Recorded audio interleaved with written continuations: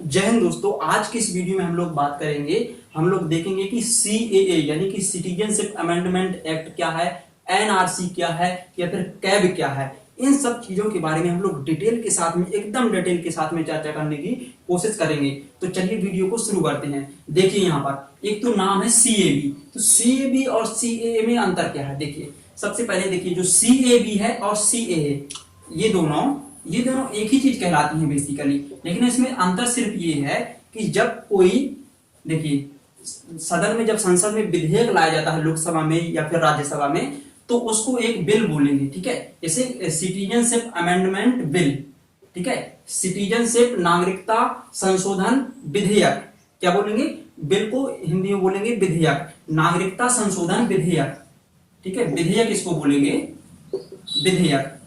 ये कहां पर लाया गया, संसद के किसी भी अंग में ला दिया जाएगा। जैसे मान लीजिए लोकसभा में लाया जाए या फिर राज्यसभा में लाया जाए, ठीक है, जहां पर भी इसको प्रस्तुत किया जाएगा तो उसको विधेयक बोलेंगे। यानी कि अभी यह एक विधेयक है, पारित नहीं हुआ है, ठीक है। तो जो सांसद इसको लेकर आते हैं तो उसको एक विधेयक बोलेंगे, ठीक है। और जब संसद के द्वारा इसको पारित कर दिया जाता है, राष्ट्रपति इस पर हस्ताक्षर कर देते हैं, तब इसको क्या बोलेंगे, एक्ट बन जाएगा, यानी कि अधिनियम बन जाएगा। सिटीजनशिप अमेंडमेंट एक्ट यानी कि ये एक्ट यानी कि अधिनियम बन जाएगा। तो ये दोनों चीजें एक ही हैं। इसका फुल फॉर्म होता है सिटीजनशिप अमेंडमेंट बिल और सिटीजनशिप अमेंडमेंट एक्ट। तो ये दोनों चीजें एक ही हैं। ये पारित होने के बाद एक्ट बन जाता है, यानी कि अधिनियम बन जाता है, और पारित जब तक नहीं होता है तब तक उसको विधेयक या फिर बिल बोलेंगे, ठीक है। तो ये तो छोटा सा इसका अंतर है, ठीक है। अब यहाँ पर हमको मोस्टली देखना क्या है कि कैब तो अब रहा नहीं, क्योंकि कैब जो ये बिल था बी से, तो ये पारित हो गया तो एक्ट बन गया, तो इसको हम कैब को मिटा देंगे, क्योंकि अब ये कैब नहीं रह गया। अब ये सीधे यहाँ पर दो चीजें हैं, सीएए और एनआरसी, यानी कि सिटीजनशिप अमेंडमेंट एक्ट क्या है और नेशनल रजिस्टर ऑफ सिटीजनशिप क्या है, यानी कि एनआरसी क्या है। तो इन सब चीजों को हम लोग देखने की कोशिश करते हैं। तो सबसे पहले हम लोग देखेंगे कि सीएए क्या है। देखिए सीएए यानी कि सिटीजनशिप अमेंडमेंट एक्ट क्या है, इसका फुल फॉर्म होता है सिटीजनशिप अमेंडमेंट एक्ट। ये देखिए क्या है, एक्चुअली क्या हुआ कि जो भारत में जो अदर कंट्री से शरणार्थी आए हैं, जो अवैध रूप से घुसे हैं या फिर वो वैध रूप से भारत में आए हैं, जैसे मान लीजिए सीएए में जो शामिल हैं उसमें 3 कंट्री के प्रवासी शामिल हैं। एक तो है पाकिस्तान, दूसरा है अफगानिस्तान और तीसरा है बांग्लादेश। यहाँ पर पूरा नहीं कि बांग्लादेश, ठीक है, पाकिस्तान, अफगानिस्तान और बांग्लादेश।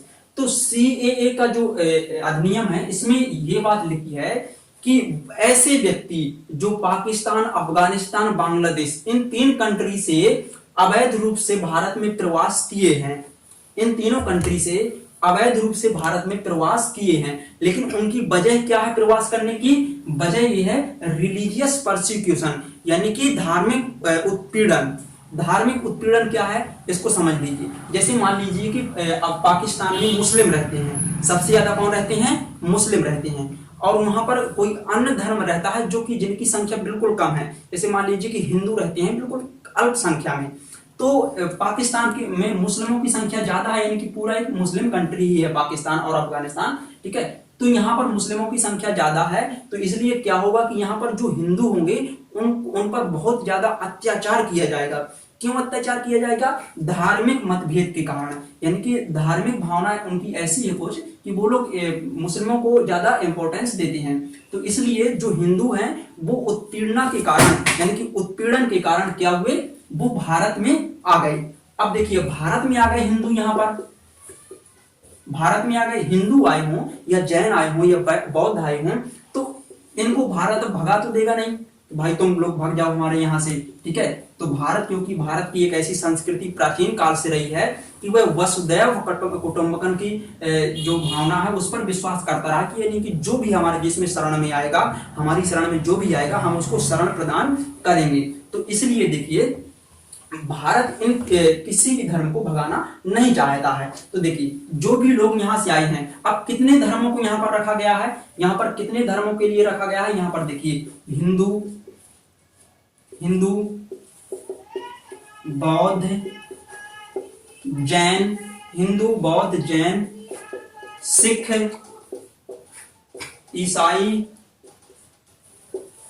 पारसी, ठीक है, इस तरह की इतने कुछ, हिंदू, बौद्ध, जैन, सिख, ईसाई, पारसी, यानी कि 6 धर्मों को यहाँ पर रखा गया है। इसमें केवल एक धर्म को शामिल नहीं किया गया है, वो है मुस्लिम।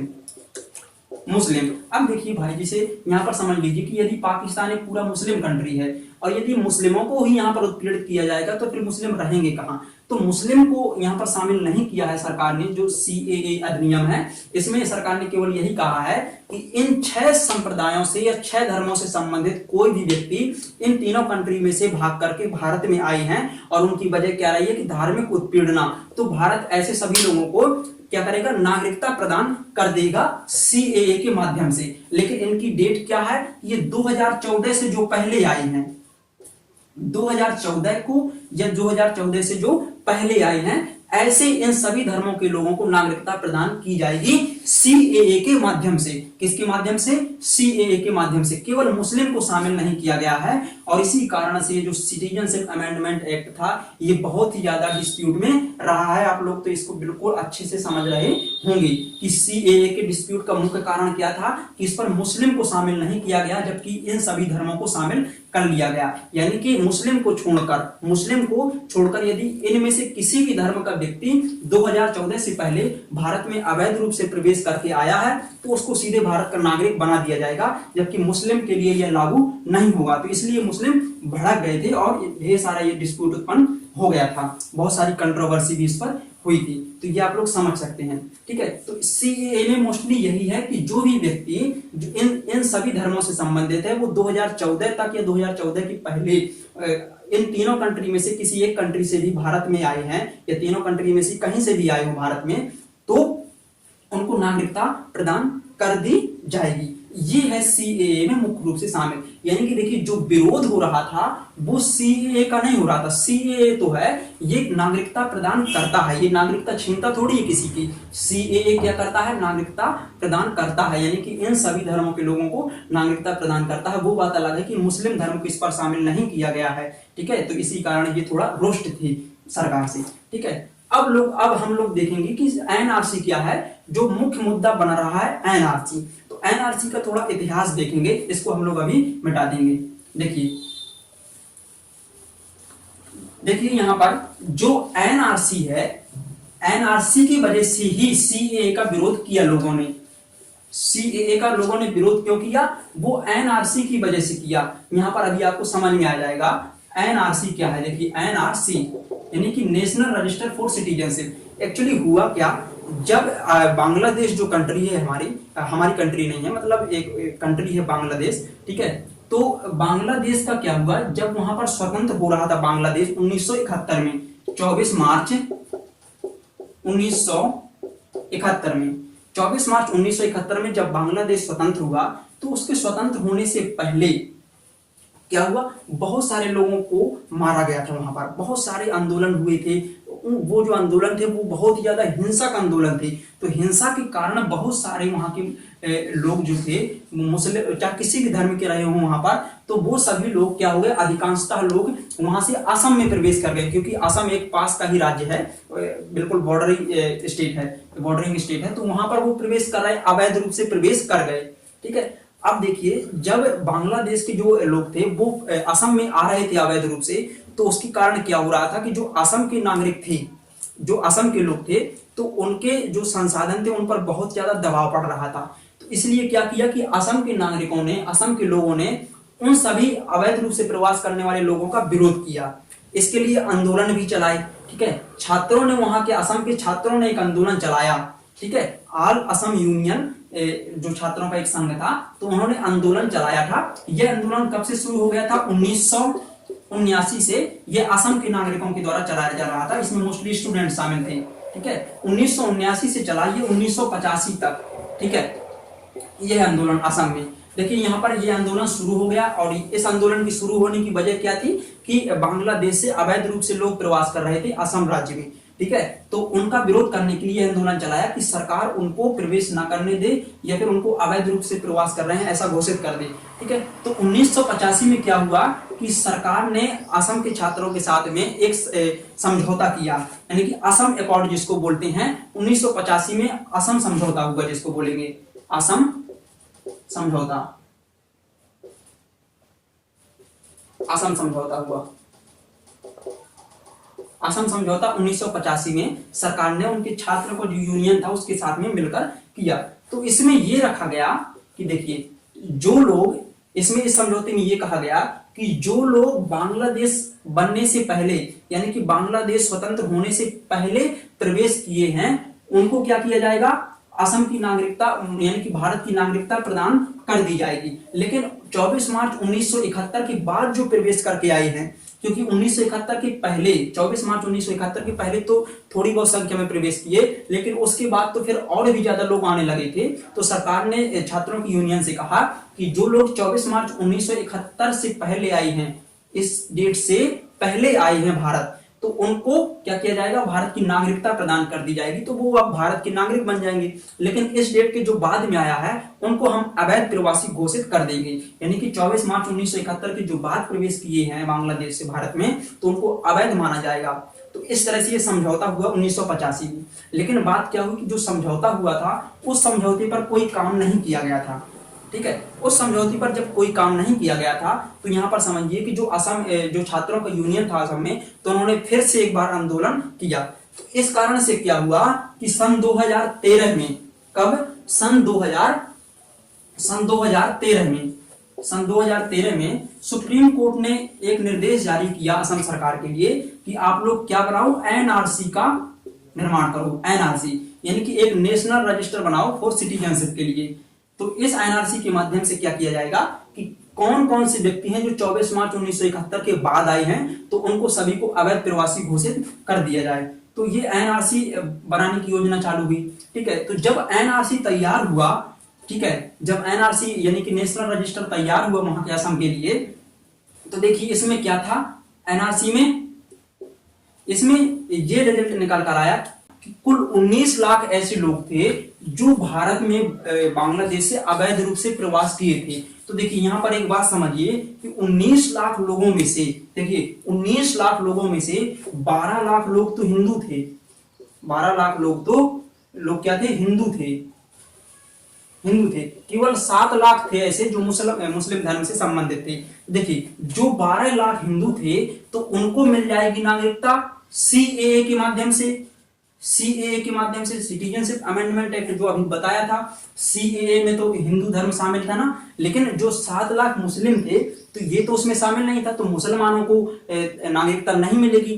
तो यही रही है मुख्य विवाद की जड़ कि ऐसे इतने लोगों को क्या होगा। अभी जब पूरे भारत में एनआरसी लागू होगा तो ढेर सारे ऐसे लोग निकल कर आएंगे। अब कुछ लोग तो इतने मतलब पिछड़े हुए हैं, उनकी गरीबी या फिर शैक्षणिक रूप से इतने ज्यादा पिछड़े हैं कि उनके पास कुछ रिकॉर्ड नहीं है, लेकिन है वो भारत के ही नागरिक। ठीक है, तो अगर उनके पास रिकॉर्ड नहीं है तो वो लोग सभी अवैध प्रवासी माने जाएंगे। ठीक है, तो इसलिए यह ज्यादा विवाद में रहा है।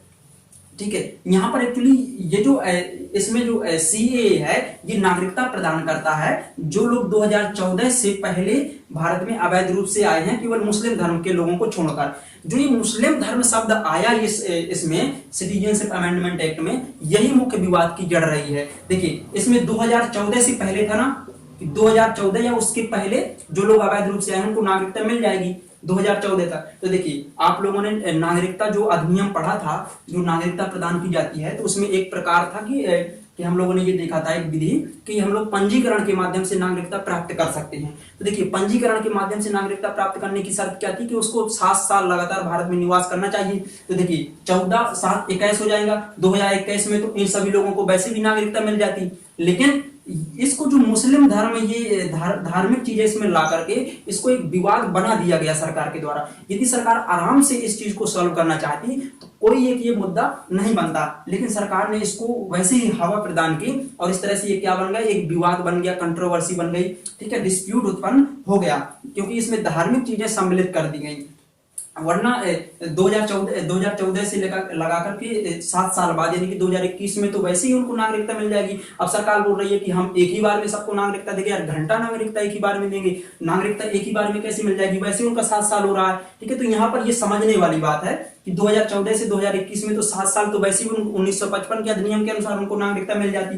तो कुछ नहीं किया सरकार ने, इसको एक हवा दी ताकि ये एक और अच्छा बड़ा मुद्दा बन जाए और ये धार्मिक लड़ाई भी यहाँ पर उत्पन्न हो जाए। तो इसमें कुछ नहीं है, ये चूंकि अब मैटर सॉल्व हो रहा है, लोगों को समझ में आ रहा है, ठीक है। तो एनआरसी समझ चुके होंगे कि ये असम से किस तरह की मांग उठी और लास्ट में एनआरसी का 2013 में सुप्रीम कोर्ट के निर्देश पर उस सरकार ने, असम सरकार ने एनआरसी का निर्माण किया। अब देखिए जो एनआरसी है ये गृह मंत्रालय के अधीन आता है, ये सिटीजनशिप से संबंधित जो भी मैटर है, तो पूरे देश में यदि नागरिक लागू की जाएगी तो केंद्र सरकार उसको लागू करेगी, ठीक है। यानी कि यदि पूरे देश में एनआरसी को लागू करना है तो ये अब आपको समझ में आ चुका होगा कि एनआरसी क्या है, सिटीजनशिप अमेंडमेंट एक्ट क्या है, ठीक है। अब कैब तो कुछ था ही नहीं, कैब तो वो यही था जो पहले पारित नहीं हुआ था, तो उसको कैब बोलते थे, ठीक है। तो अब हम नेक्स्ट वीडियो में किसी अच्छे टॉपिक के साथ में फिर से मिलेंगे, क्योंकि इंडियन पॉलिटी की जो ये सीरीज है उसमें हम भाग 3 को पढ़ने की कोशिश करेंगे, क्योंकि भाग 2 अब कंप्लीटली पूरी तरह से कंप्लीट हो चुका है, कंप्लीटली खत्म हो गया है ये। अब भाग 3 को पढ़ेंगे जिसमें हम लोग आपको बताएंगे कि फंडामेंटल राइट कितने होते हैं और ये फंडामेंटल राइट कौन कौन से हैं, इन सब चीजों के बारे में एकदम डिटेल के साथ में चर्चा करेंगे। तो तब तक बने रहिए हमारे साथ। जय हिंद।